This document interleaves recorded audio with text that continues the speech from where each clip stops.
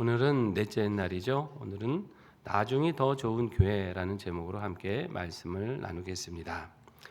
본문에 등장하는 교회는 두아디라라고 하는 교회예요. 이 두아디라는 버가모라고 하는 곳에서 동남쪽으로 한 64km 정도 떨어져 있는 도시입니다. 내내 다 이 소아시아 지역에 있는 도시들이죠. 이곳은 내륙으로부터 쳐들어오는 적군을 방어하기 위해서 그 수비대를 둔 군사 요지였습니다. 그리고 산업이 많이 발달했었는데요. 가죽과 옷, 털실과 아마 이런 제조업들, 또 염색업들 이런 여러 가지 산업이 발달한 도시였습니다. 이 교회가 주님으로부터 칭찬받은 내용이 있는데요. 그것은 본문 19절에 나타납니다. 같이 한번 다시 읽어볼까요? 내가 내 사업과 사랑과 믿음과 섬김과 인내를 아노니 내 나중 행위가 처음 것보다 많도다. 아멘. 나중 행위가 처음보다 어떻게 해요? 많다라고 하십니다.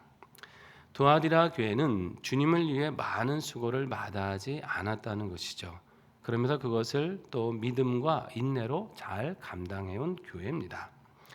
여기 이제 사업이라고 하는 단어가 나오는데 세상에서 말하는 우리 사업도 그런 의미가 있지만은 여기서의 사업은 믿음으로 수고한 하나님 나라를 위해서 애쓴 모든 일들을 가리켜서 이제 사업이라고 표현을 하신 거예요.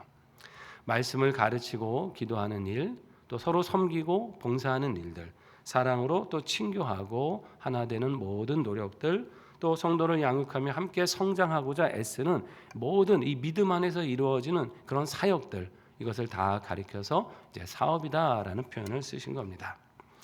이것을 두아디라 교회는 아주 부지런하게 열심으로 우리 주님이 정말 아실 정도로 기억하실 정도로 잘 감당했습니다. 게다가 더 칭찬받을 점이 무엇이었냐면 이 행위가 처음 그렇게 한 것도 참 잘했는데 나중이 더 좋았다라고 하는 거예요. 우리가 사실 어떤 일이든 간에 처음에는 열정으로 시작하기가 쉽습니다. 아무것도 없는데 무엇을 만들어야 된다든지 새로운 사역을 시작하려다 보면 많은 노력이 필요하지 않습니까? 좋은 아이디어도 있어야 되고 필요한 재정도 있어야 되고 또 함께 협력하는 도울 손길들이 있어야 돼요. 그렇게 열정을 가지고 노력하고 함께 머리를 맞대고 기도하면서 하나님의 사역이 이제 하나하나씩 이루어져 가는 거 아닙니까? 그런데 처음 가진 열정이 사실 갈수록 뜨거워지기보다는 식기가 쉽습니다. 왜냐하면 처음에는 그 열정으로 시작했지만 가다 보면 익숙해지거든요. 일상처럼 익숙해져요. 하나의 습관처럼 되기가 쉽습니다. 늘 하던 거니까, 늘 이렇게 해왔으니까 그런 방식으로 하게 되는 거예요. 이전만 좀 그런 설레임이나 기쁨도 사라질 수도 있죠. 사실 에베소 교회가 그랬지 않습니까? 우리 월요일에 살펴봤던 에베소 교회는 첫사랑을 잊어버렸기 때문에 책망을 받았어요. 처음 주님을 위해서는 막 뜨겁게 열심으로 함께 섬기고 하나 되었는데 갈수록 냉소적이 되고 냉랭하고 비판적이 되고 하면서 그 사랑을 잊어버린 것 때문에 책망을 받았습니다. 반면에 두아디라 교회는 그 점에서 보면 오히려 처음보다 나중이 더 갈수록 하나님을 기쁘시게 했고 더 나았다라고 하는 것이에요. 여러분 우리도 이렇게 처음보다 나중이 나은 교회가 되어야 될 줄로 믿습니다. 하나님께서 36년 전에 이곳에 우리 상영교회를 세우시고 여기까지 인도해 오시지 않았습니까? 사실 여러분 개척한 교회가 여기까지만큼 왔다는 건 정말 놀라운 하나님의 은혜입니다. 이것을 그 은혜 속에서 또 주님의 사업을 부지런히 감당하시고 헌신해 오신 분들이 계셨기 때문에 여기까지 온 거예요. 참 그 열정과 수고가 다시 한번 참 감사하게 생각되는 거죠. 그렇다면 지금 하나님께서 우리 교회에 거시는 기대는 무엇일까요? 그것은 분명 지금까지 인도해 주신 은혜를 바탕으로 더 나은 교회로 나아가는 것, 이것을 우리 주님께서 기대하고 바라고 계실 것입니다.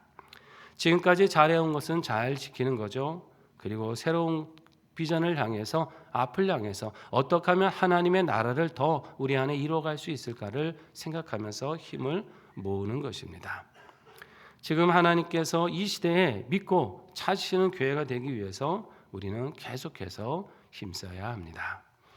지금 이대로가 좋사오니 하다 보면요, 안주하다 보면 그 이대로가 아니라 점점점 퇴보하게 돼 있어요. 신앙이라는 것은 부단히 노력하고 성장하기에 애쓸 때 조금씩 자라가게 되는 겁니다. 여러분, 이 성장을 위해서 우리 함께 마음과 힘을 모아가시기를 바랍니다. 한 사람 한 사람이 말씀대로 살아가길 힘써야 되는 거죠. 그리고 주님의 교회를 위해서 기도해야 됩니다. 하나님, 우리 교회에 이런 일이 필요한 것 같습니다. 나도 그 한 사람 되게 하시고, 나도 기도하는 사람 되게 하시고, 힘을 함께 마음과 뜻을 모으는 일꾼이 되게 하여 주시옵소서. 이렇게 애쓰면서 또 서로를 우리는 사랑으로 격려하며 감싸야 될 줄로 믿습니다. 함께 손을 잡고 함께 가는 거예요. 그 한 지체 아닙니까? 주님의 부르심이 있다면 기꺼이 거기에 순종하는 것이죠. 하나님이 부르셨으니 내가 함께 그러면 협력하겠습니다. 이런 마음으로 나아가는 것이에요. 이렇게 같은 마음을 품고 주님의 사역에 함께 힘쓰다 보면 여러분 갈수록 주님이 칭찬하시는 나중에 더 나은 교회가 될 줄로 믿습니다. 그런데 두아디라 교회는 칭찬만이 아니라 책망의 말씀도 듣고 있습니다. 20절 말씀인데요. 같이 읽어봅니다. 그러나 내게 책망할 일이 있노라.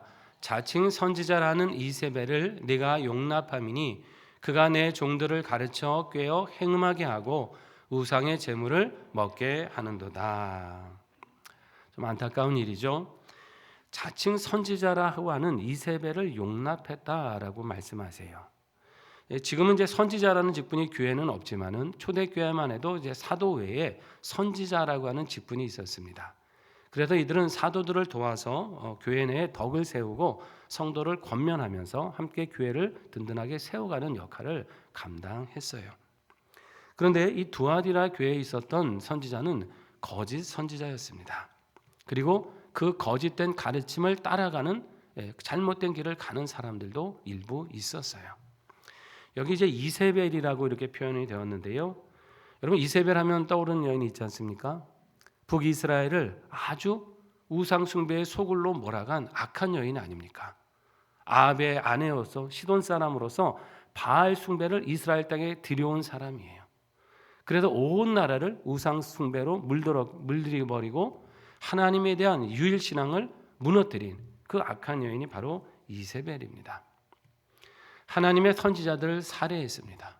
우리가 잘 아는 그 엘리야 선지자도 이때 핍박을 받았죠. 그로 인해서 온 이스라엘 땅이 가뭄과 기근과 여러 가지 고통으로 힘들게 그 땅을 어둡게 만들었던 장본인 그 사람이 바로 이세벨이에요.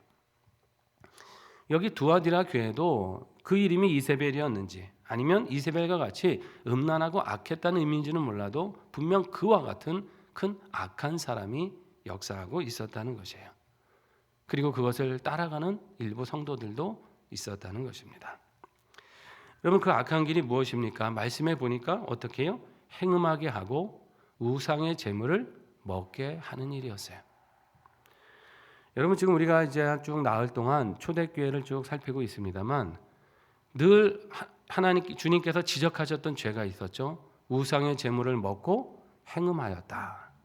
앞에 니골라당이 그랬죠. 그리고 발람의 교훈을 따르는 자들이 그랬습니다. 한결같이 똑같아요. 우상의 재물을 먹고 행음하였다. 이것이 초대교회의 늘 시험거리였습니다.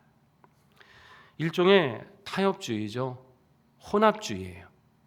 하나님을 아주 떠난 게 아니에요. 하나님을 잘 섬긴다고 믿어요.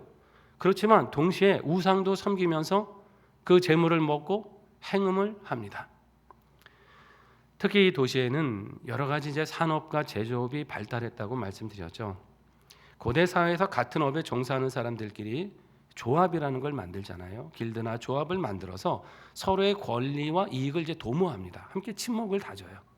그러니까 이 친목이라는 명분 아래 같이 우상의 재물을 먹고 같이 행음하면서 이것이 자신들의 친목이라고 그렇게 다지는 사람들이 있었던 거예요. 그러면서 주일이 되면 교회에 나와서 예배드리고 또 주중에 가서는 가서 또 여전히 그들과 같이 어울리면서 그 죄악 가운데 살아갑니다. 말 그대로 이제 혼합주의적인 신앙이죠. 왜 이런 현상이 나타날까요? 여러분 그 마음이 두 갈래로 나눠져 있기 때문입니다. 하나님도 좋다. 그러나 세상도 놓기 싫은 거예요. 하나님으로부터 받은 구원과 축복을 누리고 싶으면서도 동시에 세상이 주는 쾌락을 내려놓고 싶지 않은 그 두 마음이 있기 때문에 이 혼합주의의 길을 가게 되어 있습니다. 그러면서 나름 합리화하고 변명을 해요. 아유, 사람이 원래 약한 존재인데요. 어쩔 수 없잖아. 환경이 그런 걸 어떻게 하겠어? 사회생활 하려면 어떻게 그냥 믿음대로만 살 수가 있어. 적당히 타협할 줄도 알아야지. 이렇게 스스로를 정당하기 시작합니다. 그런데 여러분, 말씀에 주님께서 뭐라고 하십니까? 이것을 회개하라 하십니다. 우리의 마음과 생각을 살피시는 주님께서 그 행위대로 갚으시겠다고 말씀하세요. 하나님을 향한 믿음의 동기를 분명히 제대로 세우라고 하는 것이죠. 신앙생활을 한다면 그 목적이 무엇인지를 정확히 내 마음 가운데 정하고 결단하라는 것입니다. 두 사이에서 머뭇머뭇하고 하나님과 바알 사이에서, 하나님과 세상 사이에서 머뭇거리는 신앙은 하나님이 내치신다고 하는 것이죠. 여러분, 우리가 구원받았지 않았습니까? 이 구원이 무엇입니까? 믿음으로 구원을 받았습니다만 이 믿음에는 거룩한 행위가 함께 수반되어야 될 줄로 믿습니다.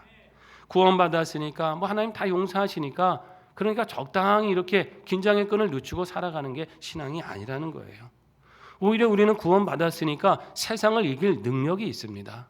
세상의 눈치를 볼 필요가 없는 거죠. 두려워할 필요가 없는 거예요.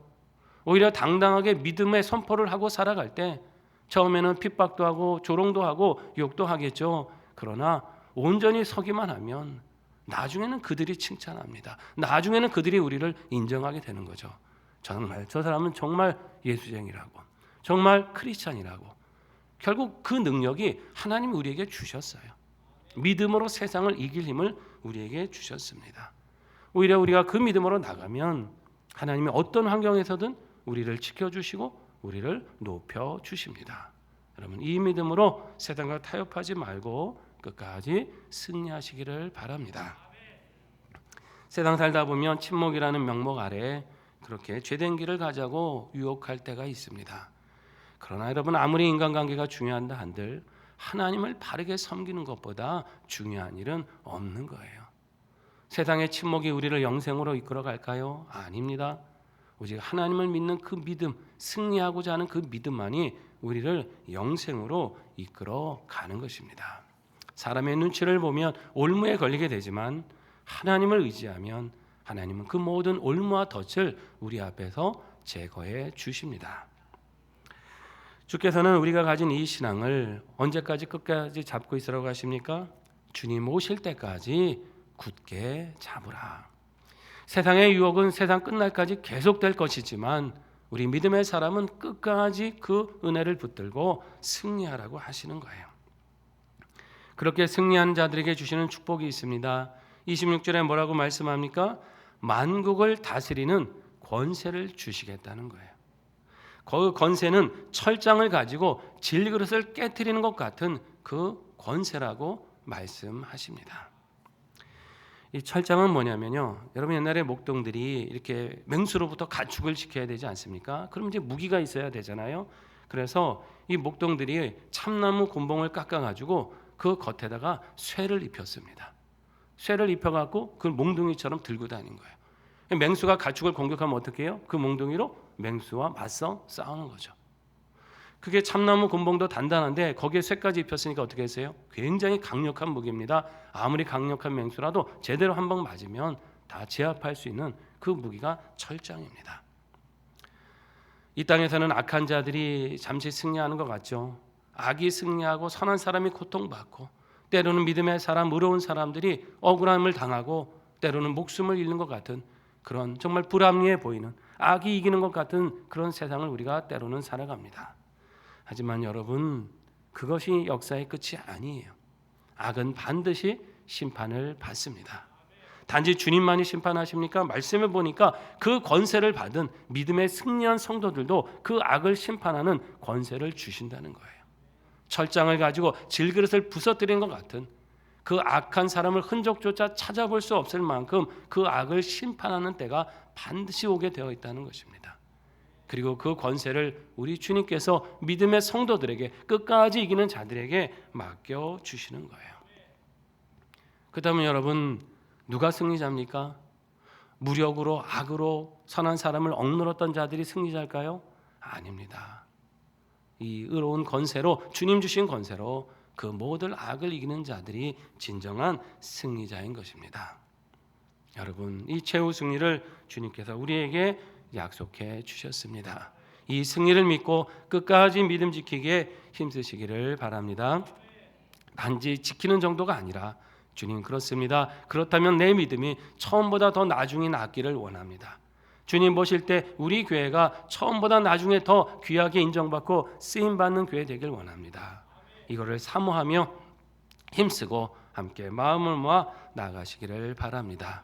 그러므로 갈수록 칭찬하시는 우리의 믿음이 되시고, 갈수록 인정하시고 어두운 시대에 귀하게 쓰시는 우리 상영교회 될 수 있기를 주의 이름으로 축원합니다.